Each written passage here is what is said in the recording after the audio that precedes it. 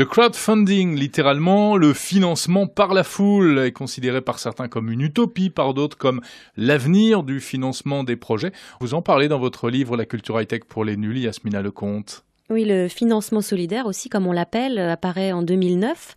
Donc le fameux site Kickstarter qui est le premier, mais depuis, il y a beaucoup de concurrents qui se sont lancés, comme KissKissBankBank, Indiegogo ou My Major Company. Pour la musique. Voilà, ça permet en fait à tout un chacun de proposer un projet et de demander en fait aux internautes de le financer.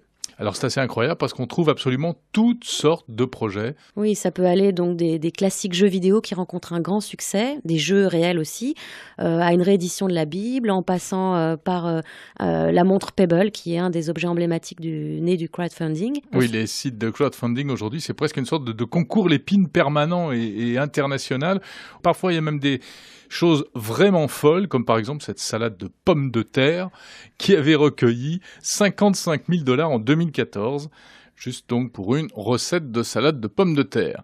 Et il y en a beaucoup des projets un peu délirants comme ça. Oui, on se souvient par exemple de la fameuse statue de Robocop, à la gloire de Robocop, quand même 70 000 $ quasiment réclamés sur les 50 000 demandés au départ. Et puis le projet Étoile de la Mort, en fait, initié par les fans de Star Wars, qui visait à financer la construction d'une réplique de l'Étoile de la Mort, la fameuse station spatiale. Bon, malheureusement, sur les 20 millions demandés, seuls 330 000 livres ont été récoltés et le projet a dû être abandonné.